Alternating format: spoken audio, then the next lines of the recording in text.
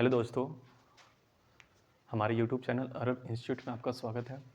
आज हम लोग पढ़ेंगे class 10th chapter number 12 area related to circle. इस चैप्टर में सबसे पहले हम लोग बेसिक से स्टार्ट करेंगे, जिसमें हम लोग सर्कल के बारे में पढ़ेंगे। ठीक है, तो सबसे पहले सर्कल की छोटी छोटी बातों को हम लोग समझेंगे। तो यहाँ पे आप देख पा रहे हो कि हमने एक सर्कल ड्रॉ किया। याद रखिएगा, किसी जब सर्कल हम बनाते हैं तो उसके बाहरी जो बाउंड्री होता है, जो यहाँ पे देख पा रहे होंगे, इस बाउंड्री को हम लोग सर्कमफ्रेंस कहते हैं। जब हिंदी में बात किया जाए, परिधि। अब जब हम इस सर्कल के बीच में आते हैं तो यहाँ पे एक सेंटर होता है। सेंटर को हम लोग बोलते हैं, इस पॉइंट को नाम देते हैं सेंटर, जिसको बोलते हैं केंद्र। क्लियर है? अब हम आते हैं इसके नेक्स्ट। ध्यान से समझिएगा, अगर हम इस सर्कल के अंदर में एक लाइन खींचे जो इसके सर्कमफ्रेंस से इसके सेंटर को टच करे, इसको हम लोग बोलते हैं रेडियस, त्रिज्या। क्लियर है? नेक्स्ट चलते हम लोग। अगर एक और लाइन हम यहाँ पे खींच रहे हैं जिसके बारे में बता रहे हैं कि सर्कमफ्रेंस टू सर्कमफ्रेंस तो आएगा, लेकिन इसमें क्या होगा कि सेंटर से होते हुए जाएगा। तो अगर इसका नाम हम ए बी दे दें और सेंटर को ओ दे दें, यहाँ पे पी दे दें, तो हमारा ओ पी हो गया रेडियस। और ए से लेके बी तक क्या हो जाएगा, इसका नाम दे देंगे हम लोग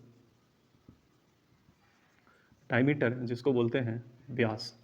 क्लियर है? यानी कि सर्कमफ्रेंस से सर्कमफ्रेंस तक जो टच करे, लेकिन कहाँ से जाना चाहिए? सेंटर से जाना चाहिए। क्यों बता रहे हैं, ध्यान समझिएगा।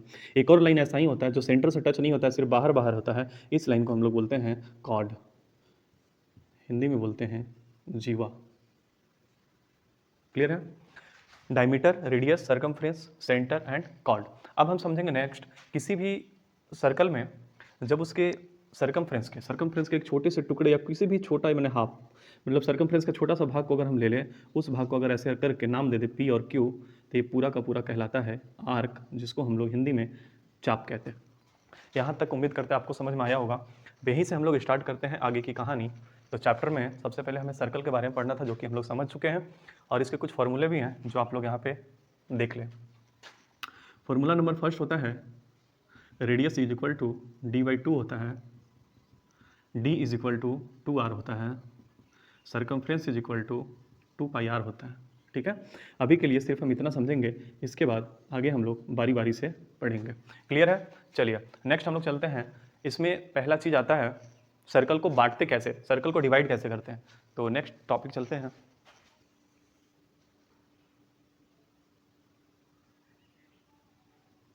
चलिए, एक हम यहाँ पे सर्कल ड्रॉ किए, यहाँ पे एक सेंटर लगाएंगे। ठीक है, अब हम इस सर्कल को बांटते कैसे, ध्यान से देखिएगा। अगर हम यहाँ पे एक लाइन ड्रॉ कर दे जो कि सेंटर से होते हुए नीचे आ जाए, और इधर से भी एक हम लाइन ड्रॉ कर दे, तो आपको पता होगा, अगर हम आपसे पूछेंगे A B and P Q, centre O होता है। ध्यान से समझिएगा, ए से बी तक और पी से क्यू तक, इसका नाम आप लोग बता सकते हैं। तभी हमने जस्ट बताया था कि जो सर्कमफ्रेंस से सर्कमफ्रेंस तक सेंटर से होते हुए जाए, उसे हम कहते हैं डायमीटर। तो डायमीटर हमारे यहाँ पे क्या हो जाएगा, A B and P Q, दोनों डायमीटर है। अब ध्यान से समझेंगे, जब इक्वल पार्ट्स में डिवाइड कर रहा है, हम बोले कि कंप्लीट सर्कल को 1/4 में डिवाइड किया जा रहा है, तो अगर हमसे पूछा जाएगा कि सिर्फ इतना का एरिया बताइए, इस पार्ट्स का एरिया बताइए, तो हम देख पा रहे हैं कि ये कंप्लीट सर्कल है। सर्कल के 1/4 पार्ट्स के बारे में पूछा जा रहा है, तो हम ध्यान से समझेंगे पहले यहाँ पे कि एरिया ऑफ सर्कल, यानी कि त्रिभुज का क्षेत्र, वृत्त का जो क्षेत्रफल होता है, हमें पता है πr² होता है। लेकिन होता कितना है, कंप्लीट का होता है, लेकिन हमें कितना का चाहिए। इस पूरे सर्कल को हमने 4 पार्ट्स में डिवाइड किया है, 1 2 3 4, तो हमें इस 3 के बारे में नहीं बोला जा रहा है, हमें कंप्लीट 4 के बारे में चाहिए। तो ध्यान से आप देखिएगा, 1/4 का चाहिए। जैसे कि मान लो कंप्लीट 4 था, 4 में से हमें 3 का नहीं चाहिए, तो चाहिए कितना का, 1 का चाहिए, और टोटल होता है इतना। तो हम लोग बताएंगे कि अगर चौथे पार्ट्स का हमें चाहिए, तो हम लोग इसको बोलते हैं क्वाड्रेंट। क्या बोलते हैं? Area of quadrant is equal to, तो हमेशा याद रखिएगा, जो क्वाड्रेंट होता है, जिसको हिंदी में हम लोग चतुर्थांश कहते हैं। ठीक है, चतुर्थांश का जो एरिया होता है, हमेशा याद रखिएगा आप, 1/4 πr² होता है। क्लियर है? अब इसमें एक और चीज़ हमें सीखने को मिलेगा, जैसे कि हम 1/4 का निकाल लिया, अगर हमें हाफ का बोलेगा तो कुछ नहीं करना है, area of semi circle, semi circle का मतलब होता है हाफ, तो हम लोग कुछ नहीं करेंगे, यहाँ पे 1/2 पाई आर स्क्वायर लगा देंगे। क्लियर है? 1/4 का पूछेगा तो 1 पाई आर स्क्वायर में 1/4 लगाएंगे, अगर हाफ पूछेगा तो पाई आर स्क्वायर में 1/2 लगाएंगे। अगर इस सिर्फ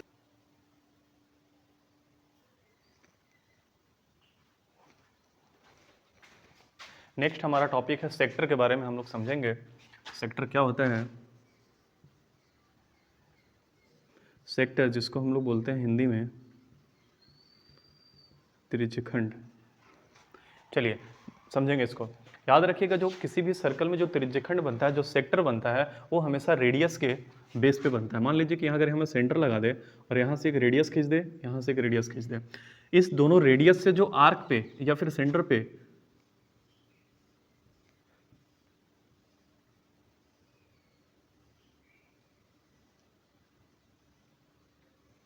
देखिए, इस सेंटर से और इस रेडियस से जो यहाँ पे फिगर बन रहा है, इसी को हम लोग बोलते हैं सेक्टर। अब ध्यान से समझिएगा, सेक्टर में भी दो चीज हमें सीखने को मिलता है, और पीछे का जो पार्ट्स है, ये जो पीछे का पार्ट जो हम बना रहे हैं, ये भी सेक्टर है।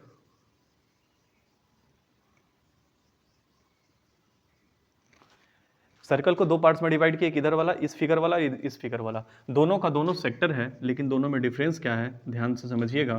तो यहाँ पे छोटा आपको कौन दिख रहा है, तो पूरे सर्कल में सबसे कम पार्ट्स में ये है और ज़्यादा पार्ट्स कवर किया हुआ है इधर वाला, तो यानी कि बड़ा हो गया, यानी कि मेजर सेक्टर हो गया, और ये छोटा है इसलिए हम इसको माइनर सेक्टर बोलेंगे। जब हिंदी का बात करेंगे तो इसको बोलते हैं लघु त्रिज्यखंड, और इसको बोलेंगे दीर्घ त्रिज्यखंड। क्लियर है? लघु त्रिज्यखंड, दीर्घ त्रिज्यखंड। अब इसमें हम समझेंगे एक चीज, क्या समझेंगे कि यहाँ पे थीटा कैसे पता चलता है। तो याद रखिए, आपको क्वेश्चन में दिया हुआ रहेगा कि जो छोटा वाला आपका त्रिज्यखंड बन रहा है उसका थीटा मान लीजिए 60 डिग्री है। मान लीजिए यहाँ पे दिया हुआ है 60 डिग्री। अब पूछेगा कि पीछे का कितना होगा, बड़ा वाला का, तो हमें कुछ नहीं करना है, हमें पता है कि कंप्लीट सर्कल कितने डिग्री का होता है, 360। छोटा वाला का दिया हुआ है 60, तो जो बचेगा वही तो बड़ा का होगा ना, यानी कि 300। पीछे का जो थीटा बनेगा टोटल एंगल, वो कितना बनेगा, 300 बनेगा। यहाँ तक समझ में आया होगा। अब हम इसके फॉर्मूले के बारे में समझेंगे। चलिए देखते हैं हम इसके फॉर्मूले। तो माइनर हो या मेजर हो, फॉर्मूला सेम होता है, बस चेंज क्या होता है, थीटा का वैल्यू चेंज होता है। जैसे देखिए हम फॉर्मूला लिख रहे हैं, यहाँ पे मिटा लेते हैं इसको।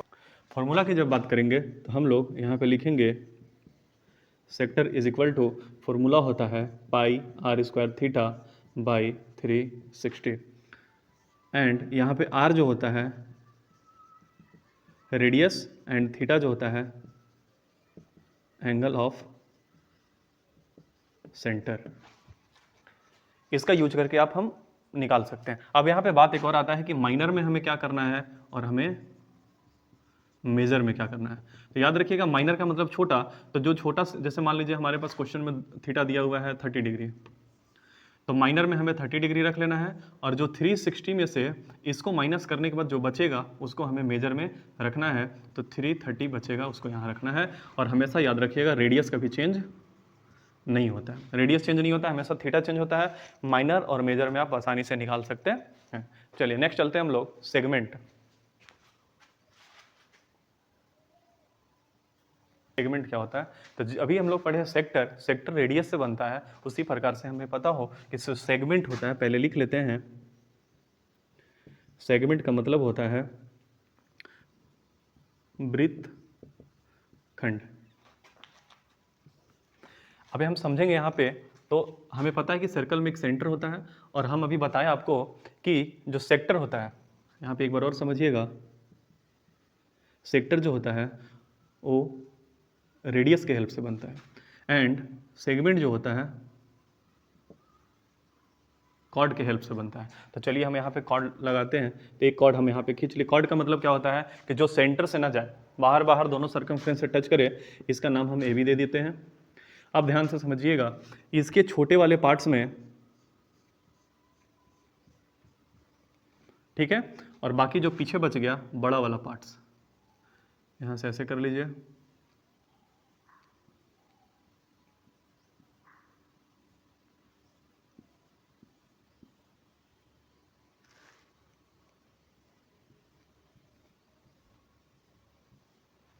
चलिए ध्यान से समझिएगा, इस ए बी से नीचे का जो पार्ट्स होता है इसको हम लोग बोलते हैं माइनर सेगमेंट, और जो बड़ा पार्ट्स बचता है उसको बोलते हैं हम लोग मेजर सेगमेंट। क्लियर है? नीचे का जो है माइनर सेगमेंट और जो ऊपर का है मेजर सेगमेंट। अब हमें पता होना चाहिए कि यहाँ पे निकालेंगे कैसे। तो एक हम फॉल्स यहाँ पे ड्रॉ करते हैं, ऐसे यहाँ से ऐसे ऐसे जाता है सेंटर के पास और यहाँ से आता है सेंटर के पास। यहाँ जो थीटा बनता है मान लीजिए 60 डिग्री, वही थीटा की जगह हम लोग वैल्यू रखते हैं। और सेम चीज़ जैसे सेक्टर में हम लोग पढ़े थे वैसे ही 60 अगर यहाँ आता है उसके पीछे का जो बच गया वही हमारा बड़ा वाला में होता है। तो छोटे वाले अगर हम यहाँ थीटा का वैल्यू माइनर में ले तो 60 डिग्री होगा, और बड़ा वाला में ले तो 360 में से 60 माइनस करेंगे तो 300 थीटा का वैल्यू यहाँ पे होगा। अब इसका फॉर्मूला के जब हम बात करते हैं तो इसका जो फॉर्मूला होता है, pi r square theta by 360 minus 1/2 r square sine theta. इस फॉर्मूला से हम सेगमेंट निकाल सकते हैं। बस यहाँ पे चेंजिंग क्या होगा, अगर फिर से एक बार हम बता रहे हैं, अगर माइनर बोलेगा तो थीटा का वैल्यू स्मॉल वाला रखेंगे, अगर मेजर बोलेगा तो थीटा का वैल्यू बड़ा वाला रखना। क्लियर है? बाकी सेम टू सेम सारा चीज़ हम यहाँ पे रख देंगे तो हमें सेगमेंट मिल जाएगा। उम्मीद करते इतना समझ आया होगा। अब हम लोग नेक्स्ट वीडियो में 12.1 से हम लोग शुरू करेंगे। तब तक के लिए धन्यवाद। अब अगर आपको हमारी वीडियो से कुछ हेल्प हुई होगी तो आप हमारे चैनल को सब्सक्राइब कर दें और वीडियो को लाइक एंड शेयर करें अपने दोस्तों के पास। धन्यवाद।